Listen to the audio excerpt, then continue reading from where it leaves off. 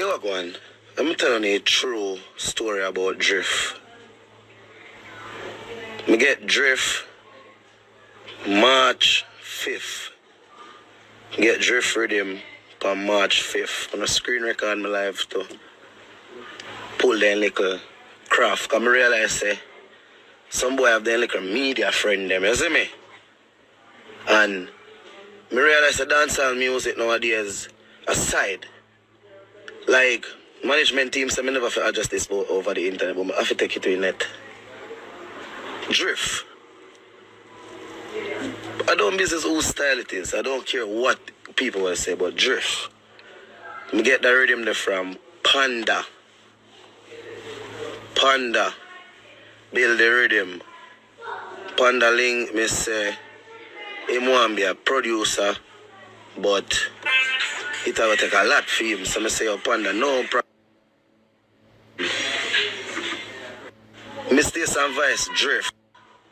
Me, Teejay Jones Vice that in a Dan garage in a Miami. Mr. Some say, yo, who me can put Panda song as producer? Mr. Some call Boom Boom. Me have every conversation in my phone. Boom Boom I say, yo, God no bro, I better you produce a song by yourself. Me I say, no problem. Me go just say a Panda song, but me go put Mac on it as producer same way. Me not try to get this out to a hand, but bro, I can't believe say like Mac, you not even want Panda own him own song, brother. Like Mac, you not even build the rhythm, bro, and you want to claim the man's song, bro. Like me can't pretty up nothing, bro. Somehow no a vampire. Somehow no only come for drain out this energy. I have to bring it to your ear. Grow, bro. Make you get the song, bro. Only a big song gonna get boy in a dance hall, bro. Make you grow, bro. You gotta have your people them now. I reach out to Wanna Music. I tell Wanna Music, oh, a year song, bro. You never build the rhythm, bro. Panda build the rhythm, bro. Come on, bro. And if I little people them where you sign to nowadays, bro, me never even want to reach so for me feel like say a people a program or them thing about bro. You and Panda had no agreement to the song. No, me have to bring it worldwide. Dog, not too bad man and corrupt in the music when you see you to try dog. Come on, man. Come on, man, bro. Me put it on the song. Me call your phone, bro. Me call your phone as an artist, bro. Me never have to do that. And me say, bro, me go put it on a song. So why the fuck you act like say you own the song or you no boss, boy? All I text me phone, I can't tell me about oh, remember who you get strength from. Go suck out your mother, Mac. Batty boy ever bust Teejay. Me have rocks to riches, we have only no more song before you can text me phone, I can tell me about oh, God not sleep. God not sleep on you, you're pussy, you're too bad man, you're too corrupt, you're a vampire. You do it to the next youth to produce speed off, bro. Me not hold on no chat, you do it to you to produce speed off and you give the youth recoup contract when the youth build the rhythm bad man. You're too fuck up, bro. And you come back and make it look like say, but you see through before you your little friend them. Company let come make it look like someone who can program up thing. I should even do this, I should just see a box in your face. But by right, I go deal with it. Make the world know say on a vampire in a dance hall. When I see the youth, them arise. Lord, the youth, DJ Mac. I call your name Lord DJ Mac upon that song. You cannot get the song. You do not produce the song in a big rhythm. You not have a contract between you and Panda. This song make your song strive. Nobody na get no money for it. If you feel like a money we get off a song, nobody na get no money off a song. Me na get no money off a song, Panda na get no money off a song. If me call your phone and put it on my song, why you da feel like would I get money and I give you money? Bro, you have a liar, bro. Stop the fuckery, bro. Stop bad minding the music, bro. Stop making bro, me gonna so fuck dog. I say me stay to myself in a dog. One time man stay song come out of the lane in a dog. You know come go like batty boy ever do not for me, boy go. Welcome to the channel. I am the Jamaican Scoop Diva.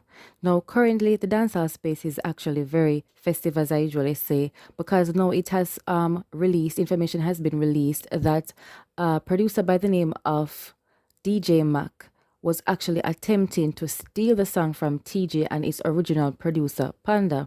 Now, a lot of persons might feel as if, TJ is too vocal or he's miserable or whatsoever. But, a lot of times he comes out in social media and he vents a lot about the kind of climate, the kind of corrupted, bad mind climate in dancehall space. A lot of persons might hear it, but probably they don't understand or they're not fully convinced. Well, it is true. Can you imagine Panda, a young upcoming producer, and as TJ stated, he wants to be a producer, not just a beat maker, but he's not ready. And let me break that down for you for those who may not understand.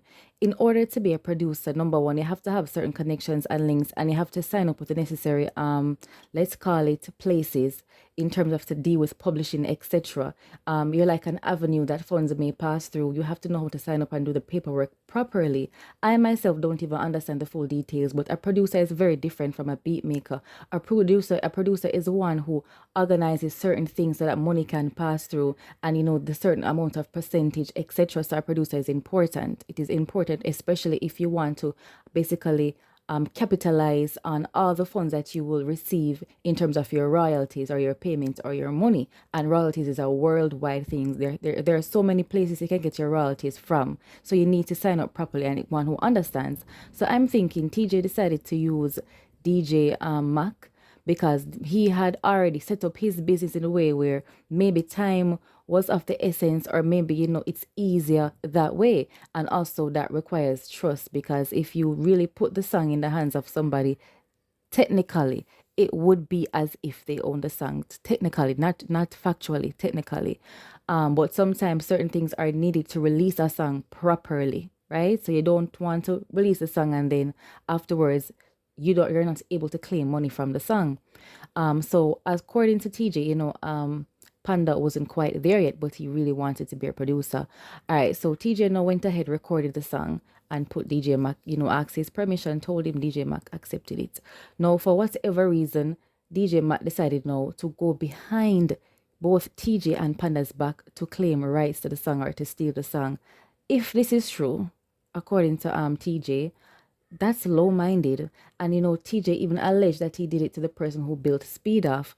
Now, in the dancehall space, this happens ever so often. A lot of beat makers get ripped off. They don't get their royalties. They don't get their publishing because they don't understand the process. Because the process, it's not like brain bubbling, but it is quite complicated, and you have to know and understand. You have to sign up with the right people, etc., etc. So maybe maybe DJ Mac felt, okay, now that you have put me or named me as a producer, he might have felt obliged to receive money, which he should. And he might have, like they said, he felt as if he was earning money. Why not contact TJ and ask him, TJ, you make money? Can I get some, or can I get my piece, knowing good and well you didn't do anything, they just use your name. But for you to actually want, yes, your name is on it, but don't be unscrupulous. But you see, you can't really expect to rub butter at a puss mouth and expect something different. Unfortunately, that's the space of dancehall, not just dancehall, but in many other industries you have corruption. And that is the reason why TJ is venting. He's not a miserable person. Some persons would have held it down. Like he said, some persons would have seen him on spot and become physical, but he's saying no. He wants the people to know. And personally, I appreciate him being vocal, because a lot of beat makers, like I said to you before, are talented, but they get robbed because they don't understand the business aspect of it. Let me know what you think in the comments. There has been a provisional date setting for April of next year, 16, 17, and 18 for 2.5 days of the appeal of Sean Campbell and Adidja Palmer and 2 other appellants in the Privy Council. This date is not permanent. It may be changed, but we are happy to know that finally this matter will be heard by the highest court, the Privy Council. So it's April 16th, 17th, and 18th, 2024, next year. We hope that the appeal will be heard and we will be victorious.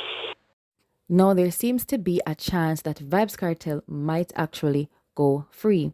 Now, according to Yard Hype, after the long wait, Vybz Kartel and his co-defendants may soon find themselves en route to the Privy Council in the United Kingdom, seeking to appeal their MURDER convictions.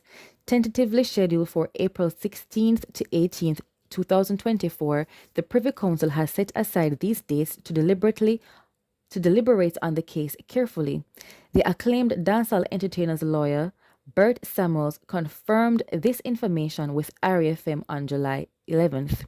Samuels acknowledged the possibility of these dates being subject to change. However, he expressed optimism regarding the appeal's outcome, hoping for a favorable resolution for his clients. No, this is a big deal. Mind you, a few years ago, Vybz Kartel actually appealed, but it was, it didn't work out in his favor. However, he only got like a year or so shaved off. All of them, only like Sean Stam and the rest of them, only got like a year shaved off or so off of their sentence. And the sentence is like 35 years, etc. No, if this is appealed, it could result in his sentence being reduced, or miraculously, it could be a case where he walks. That's a possibility, and the dancehall space would definitely change if Vybz Kartel is released.